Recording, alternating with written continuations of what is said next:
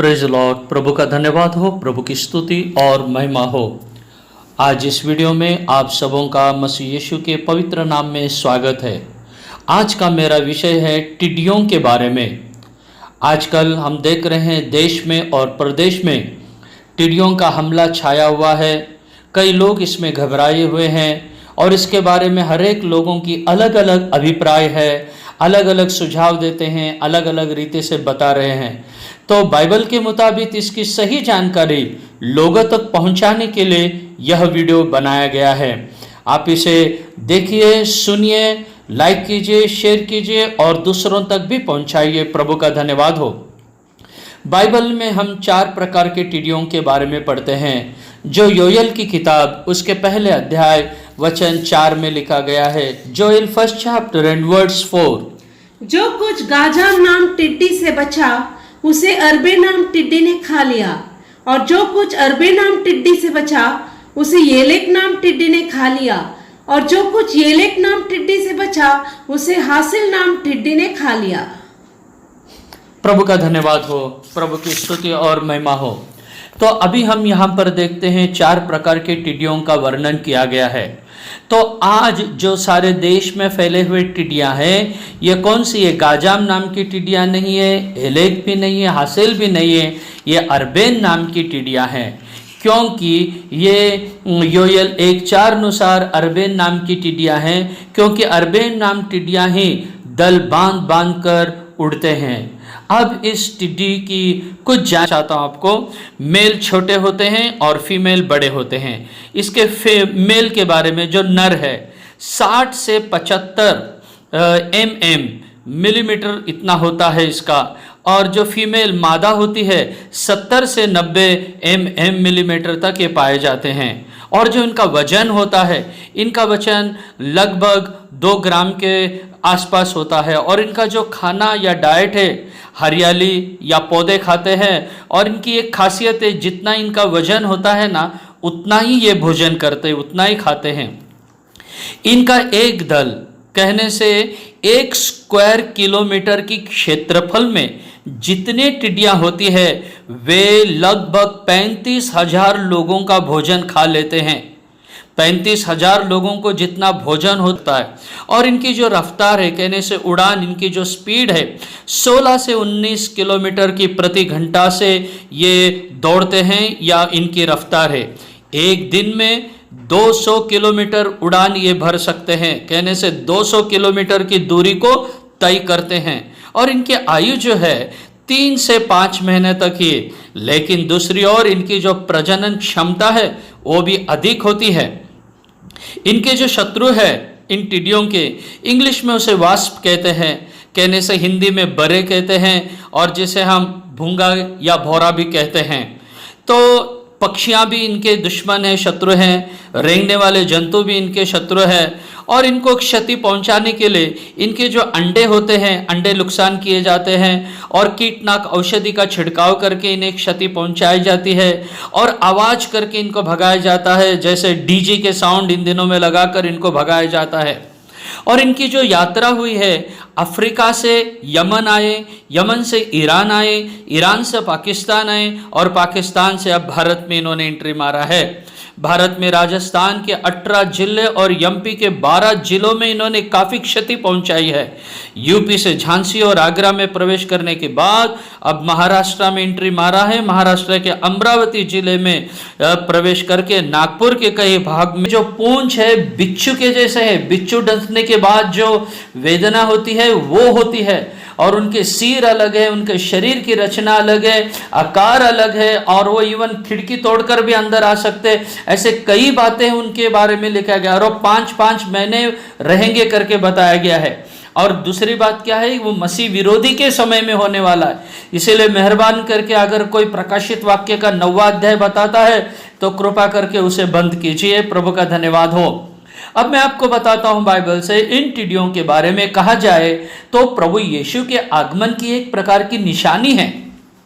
मत्ती रचित सुसमाचार 24वां अध्याय जो पूरा है, वहां पर यीशु मसीह के आगमन से पहले होने वाले लगभग 28 चिन्हों का वर्णन 24वें अध्याय में किया गया है।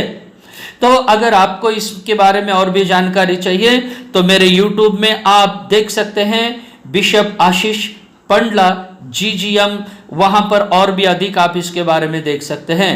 तो मत्ती 24:7 के अनुसार यीशु मसीह के आने से पहले के एक चिन्ह को बताया गया है। मैथ्यू 24:7 पढ़ेंगे। क्योंकि जाति पर जाति और राज्य पर राज्य चढ़ाई करेगा और जगह जगह अकाल पड़ेंगे और भूलडोल होंगे।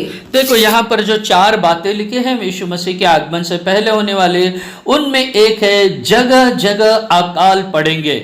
तो ये जो जगह जगह अकाल पड़ेंगे उसकी ओर यह हमें संकेत करता है ये टिड्डियां।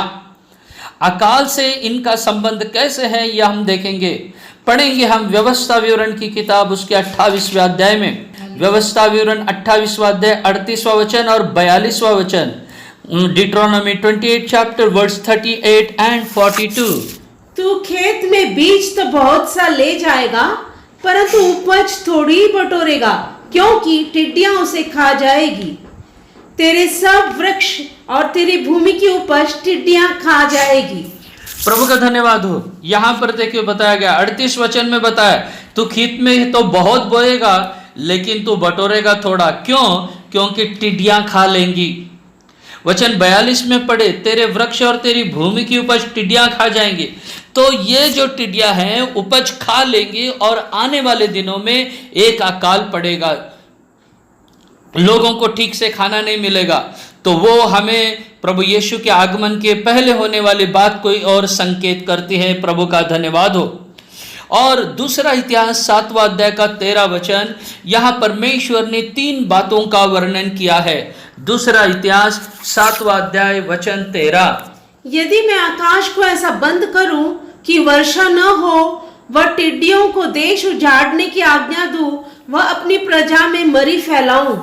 तो यहां पर देखिए परमेश्वर कहा मैं 3 बातें करूंगा। पहला वो कहता है मैं बारिश नहीं होने के लिए, वर्षा नहीं होने के लिए आकाश को बंद करूंगा। दूसरा कहता है देश को उजाड़ करने के लिए मैं टिड्डियों को भेजूंगा। और तीसरा कहता है मैं देश में मरी फैलाऊंगा। तो अब इसमें का जो टिड्डियां और ये देश की मरी, ये जो 2 बात है, इन 2 अनुभव में से हम लोग जा रहे हैं। पहला टिड्डियां जो हमारा विषय अब चल रहा है, और दूसरा वो कहता है कि देश में मरी फैलाऊंगा। ये मरी कौन सी है? ये मरी ये जो कोरोना वायरस अभी फैला हुआ ये मरी। तो आज अभी वर्तमान में टिड्डियां और एक कोरोना की मरी फैली हुई है।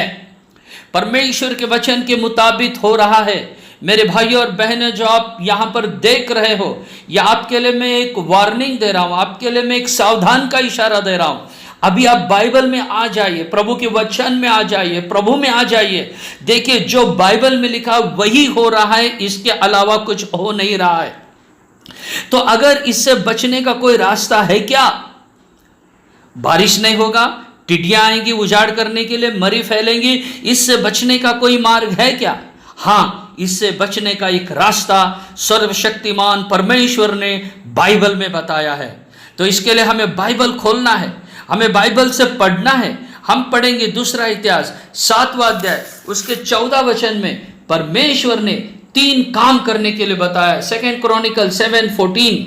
तब यदि मेरी प्रजा के लोग जो मेरे कहलाते हैं दीन होकर प्रार्थना करें और मेरे दर्शन के खोजी होकर अपनी बुरी चाल से फिरे, तो मैं स्वर्ग में से सुनकर उनका पाप क्षमा करूंगा और उनके देश को ज्यों का त्यों कर दूंगा। देखिए यहाँ पर परमेश्वर ने 3 रास्ता बताया है।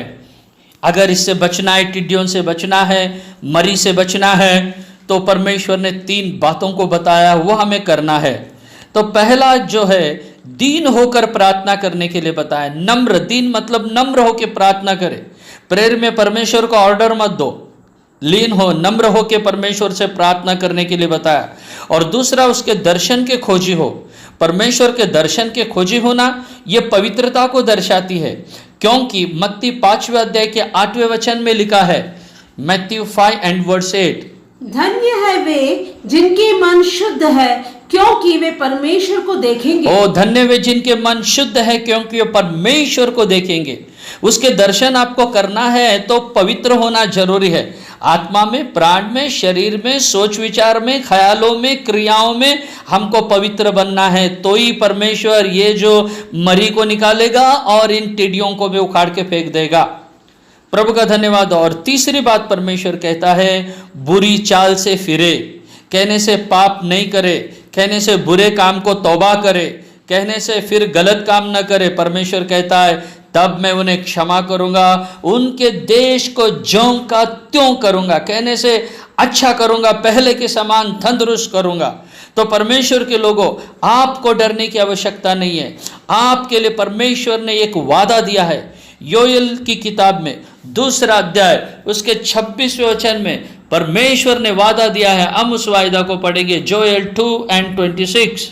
तुम पेट भरकर खाओगे और तृप्त होंगे और अपने परमेश्वर यहोवा के नाम की स्तुति करेंगे, जिसने तुम्हारे लिए आश्चर्य के काम किए हैं, और मेरी प्रजा की आशा फिर कभी न टूटेगी। प्रभु का धन्यवाद हो। यहाँ पर हमको बताया गया है, यहाँ पर हमको बताया गया है 26वां वचन में, तुम पेट भर के खाओगे और तृप्त होंगे। यीशु के नाम से हम तृप्त होंगे।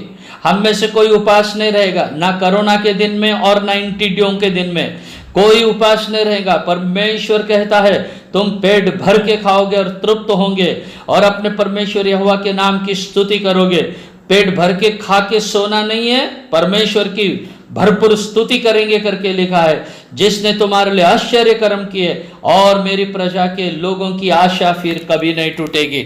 हमारे लिए परमेश्वर ने एक आशा दिया है, एक उम्मीद दिया है, एक भरोसा दिया है। इसीलिए अभी की जो टिड्डियां हैं, इससे हम न डरे न घबराए। परमेश्वर आपको आशीष दे। और ये सब बाइबल के अनुसार हुआ है कि आने वाले दिन में और भी बाइबल के ऊपर के कई बातों को मैं आपको शेयर करूंगा। जो भी हम इस YouTube में डालेंगे उसे बाइबल के वचन से जोड़कर ही डाला जाएगा। बाइबल के वचन के बाहर हम कुछ भी नहीं डालेंगे। इसीलिए लाइक कीजिए, सब्सक्राइब कीजिए, ताकि जो भी हमारा अगला वीडियो आएगा उसका लाभ आपको हो सके। परमेश्वर आपको आशीषित करे। प्रभु का धन्यवाद हो।